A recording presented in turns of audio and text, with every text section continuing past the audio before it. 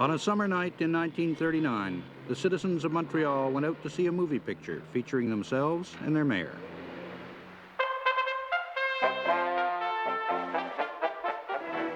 The royal route winds through streets that have withstood the onslaught of the centuries, streets that have heard the battle cries of conquest and defeat. Now comes the city's official moment. The royal car at the head of a long procession arrives at the city hall. Crowds pressing in behind the king and queen hold up the mayor's car, but the way is cleared and his worship arrives to guide the monarchs up the long flight of steps into the city hall.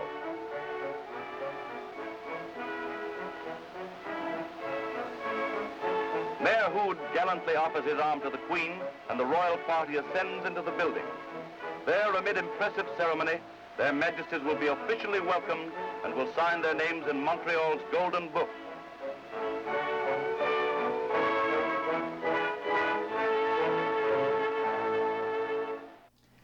He was dancing with the queen and he was telling her jokes.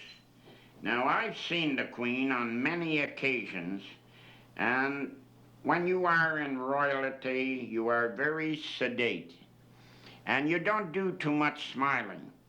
But that night, I never saw the queen once closing her lips. She was smiling the whole night and dancing with Camillien Houde, and she had the most wonderful time of her life.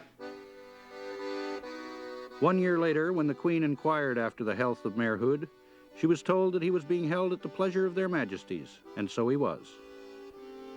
He had been arrested on the steps of City Hall for advocating civil disobedience. When he was released, it was to a hero's welcome. For 4 decades, he was the personification of the spirit of a great city. To some, he was a drunk, a charlatan, a traitor. To others, he was a master politician, a martyr, a man of greatness. His strength came from the little man of Montreal, and that little man was perhaps best symbolized by the great Montreal entertainer, Gratien Gélinas. Well, you see, there are two kinds of political figure. The serious one, who are powerful, but stern, more or less. But with him it was different. He was a man who was powerful but gay. One of those persons which you meet, you see, and you begin by smiling. His strength came not only from the French. The legendary Irish politician, Frank Hanley, was a devoted lieutenant. The best way I can describe him is this way. He was a very lonely man. And one Saturday, the City Hall was closed. He was in his office. So he'd phone me, say, Frank, I want you to take me for a drive to Lakeshore. I'm alone here. So, okay, I'd go down and knock on his door, and here I'd find him in his shorts. Ha! And I started to laugh. Ha! What an ugly beast he looked in his shorts. And of course he said to me, I said, Mr. Mayor, you look so ugly in your shorts. He said, you're not so handsome. So how do I describe him physically? Well, he was very ugly. Ha! Number one.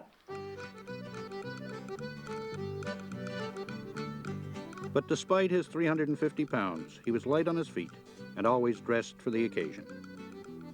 At the height of his powers, his resplendent garments filled 3 clothes closets in various parts of his city.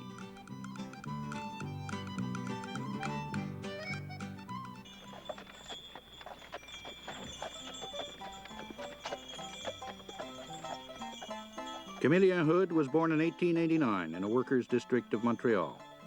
His 9 brothers and sisters all died as babies. His father died when he was 8. His mother wrapped newspapers, and he worked as a butcher's boy. He was paid $1 a week, kept a nickel for spending money, and turned the rest over to his mother to help pay for his education. He joined the Bank of Hochelaga as a clerk and quickly rose to the post of inspector. On Sunday afternoons on the rinks of Montreal, he courted an undertaker's daughter, and they were married in 1912.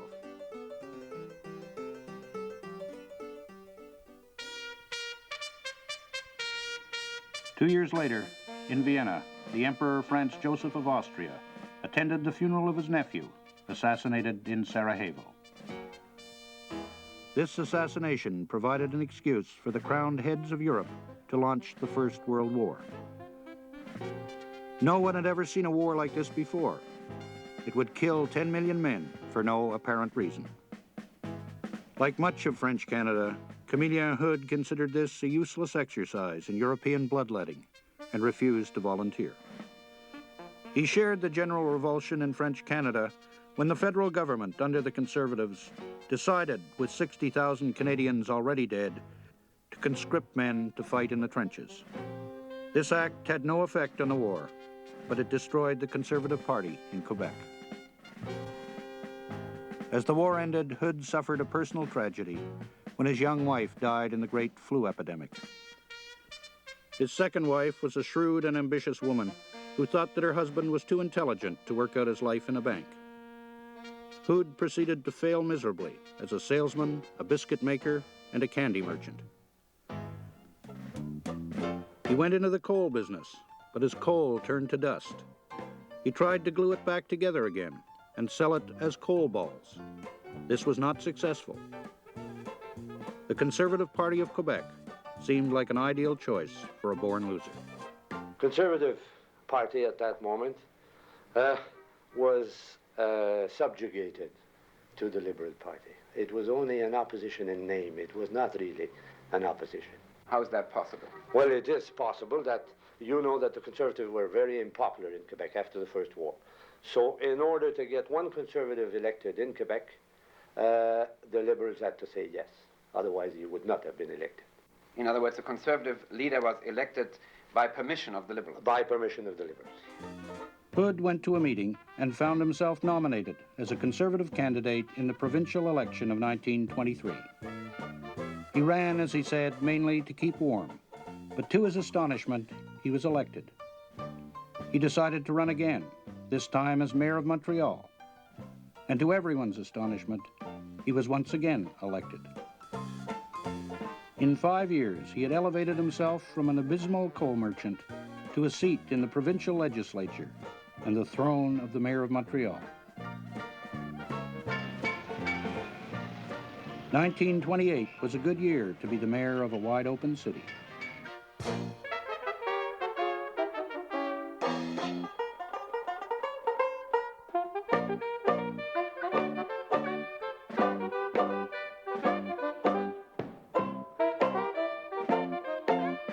It was an especially good year to be elected the mayor of a city near the American border.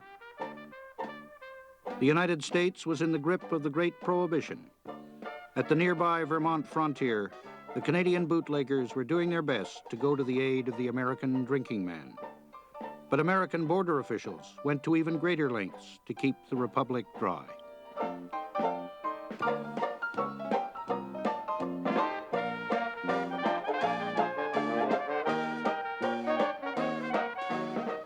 The only thing to do was to come to Montreal, where the government inspected the whiskey to make sure it was fit for human consumption, and then sold it in unlimited quantities.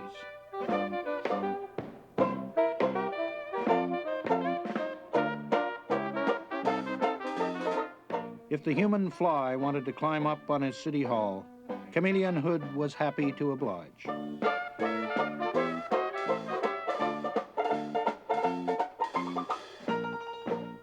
Everyone was permitted to enjoy himself in his own way.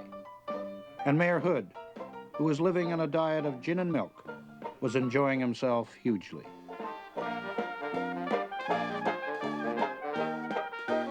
When they opened an airmail service from St. Hubert's Airport, Houde mailed a bear cub to Mayor Jimmy Walker of New York.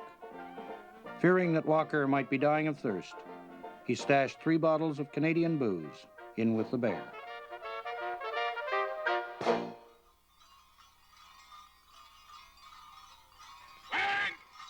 In the quieter confines of Quebec City, Houde had been ejected from the legislature for calling Premier Taschereau a liar, and had been photographed in front of the Chateau Frontenac Hotel wearing nothing but his underwear, his chain of office, and a glass of gin. Despite these activities, or perhaps because of them, his party decided that he was the dynamic conservative champion who could unseat the entrenched but rapidly decaying liberal regime. Oh, it was an absolute dictatorship. For example, at that moment, if the Attorney General fell in love with your wife, he just had you one night picked up, brought to Bordeaux, and no court, no writ could take you out of Bordeaux until the Attorney General was through with your wife.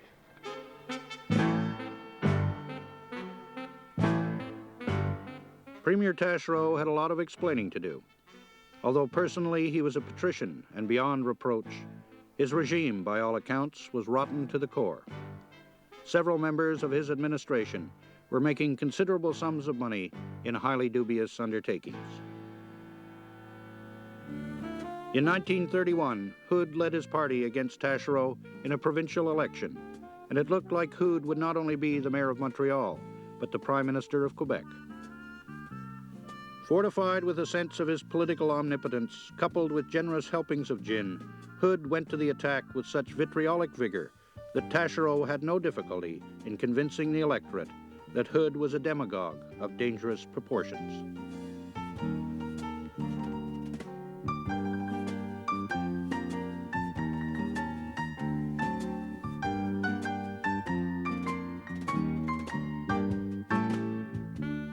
Houde felt that he had been stabbed in the back by some members of his own party, most particularly the member for Three Rivers, Maurice Duplessis.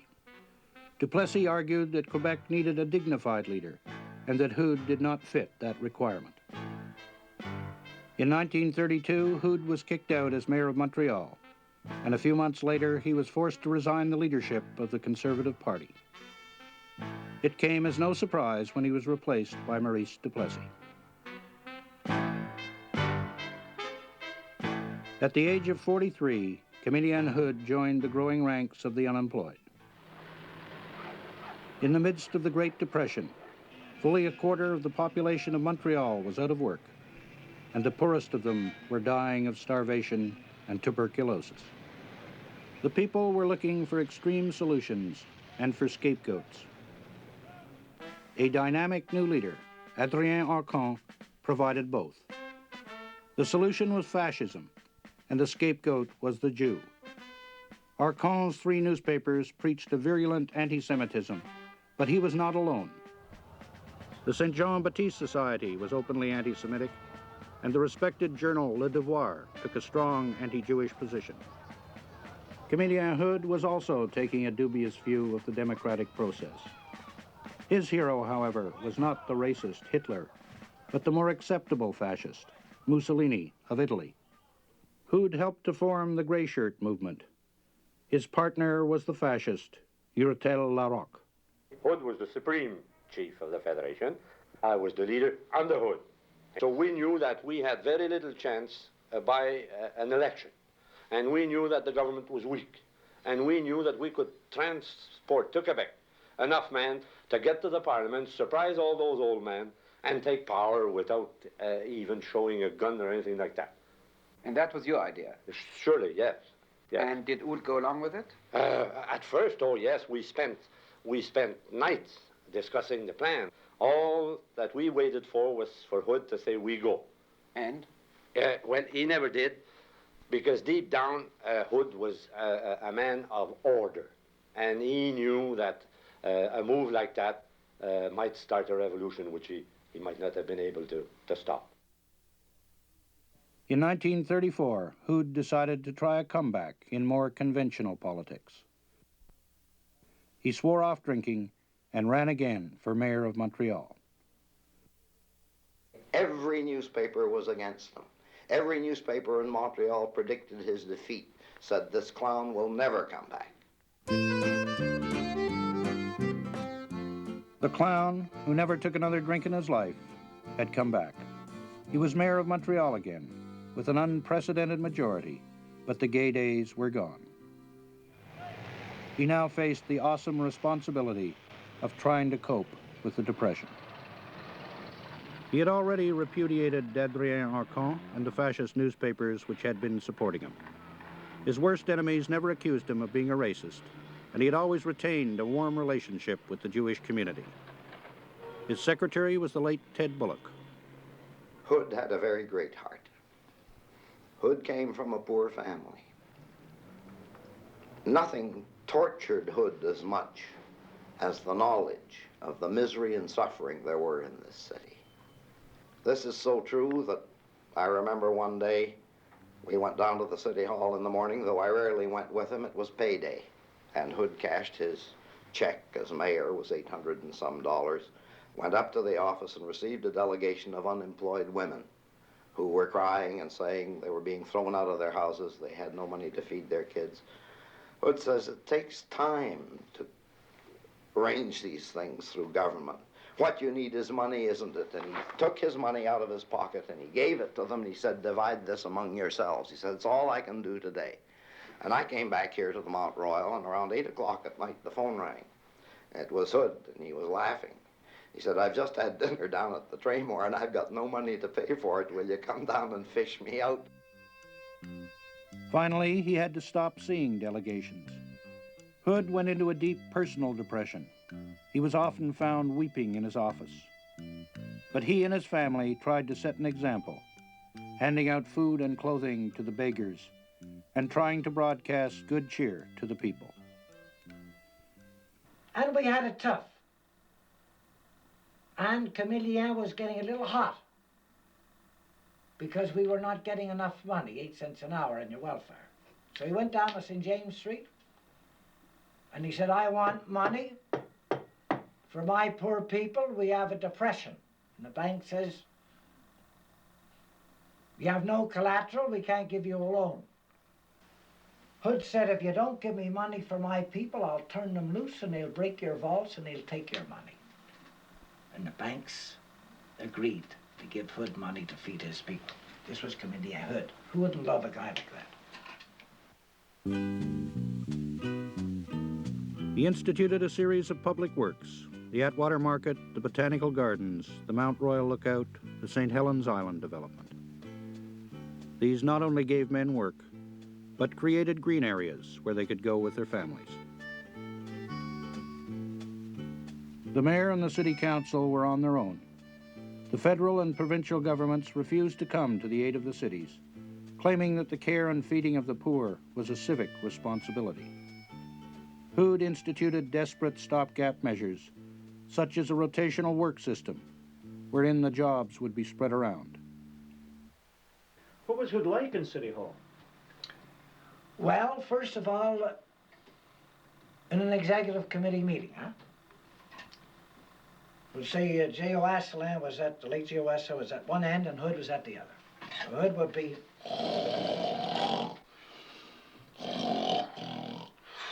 one of his reports would come up and Asselin would say, no, we're not ready for that. Houde say, what? I want that report passed today. While he was snoring and sleeping, he still knew what was going on. See? Now, in the council, when he wants some of his reports passed, he put on his act. He started to swing his arms, got close to a desk and knocked over a glass of water, and he frightened the council to such an extent that they wouldn't, that's when we had the C class, the nominated group.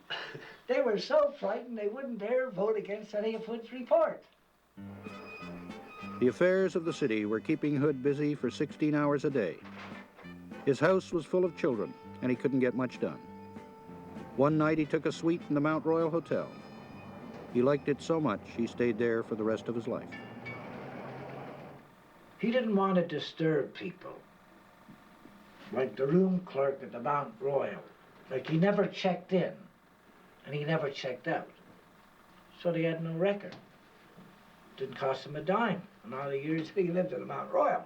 That's because he didn't want to disturb the room clerk, you see. Many thought he was estranged from his family, but this was not the case.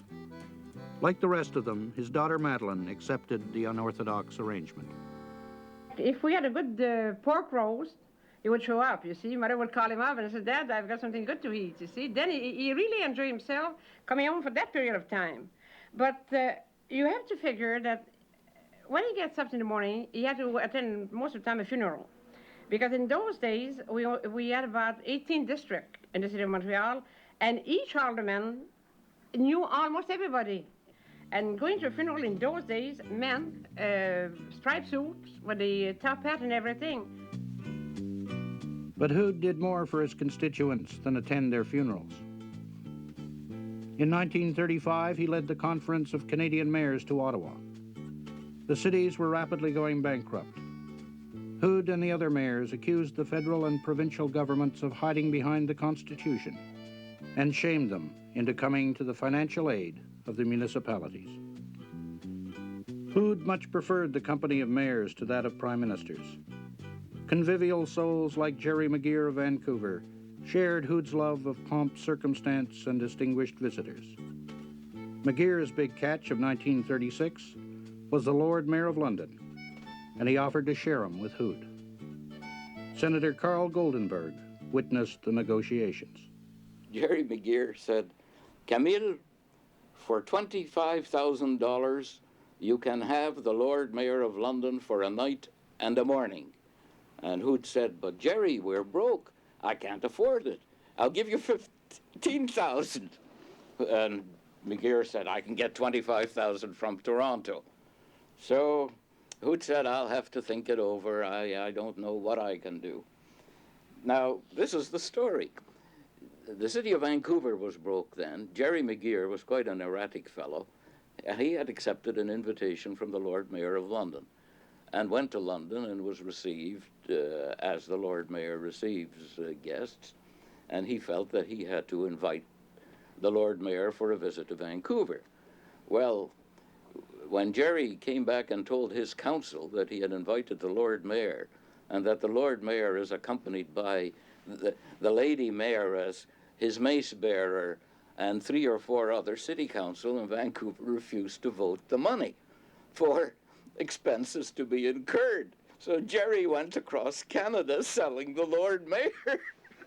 And he offered him to Houde for $25,000. Houde ended up by agreeing to pay the $25,000, but unfortunately for him, the Lord Mayor came after Houde suddenly resigned. So Houde could not even preside at the city dinner. It was presided over by Alderman McKenna, the florist.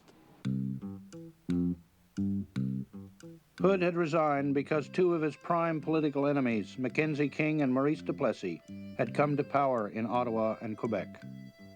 Houde felt that he couldn't do business with them and resigned for the good of the city. But he soon realized that being mayor was the only thing he knew how to do, and he was swept back into office. Houde was at the top of his form. He was made a member of the French Legion of Honor and a companion of the British Empire, and he played host to guests that were even bigger than the Lord Mayor of London. The route through the city becomes a veritable King's Highway, 23 miles in length. 23 miles of enthusiastic, cheering humanity like this massing of 50,000 youngsters of French descent packed into Montreal's baseball stadium.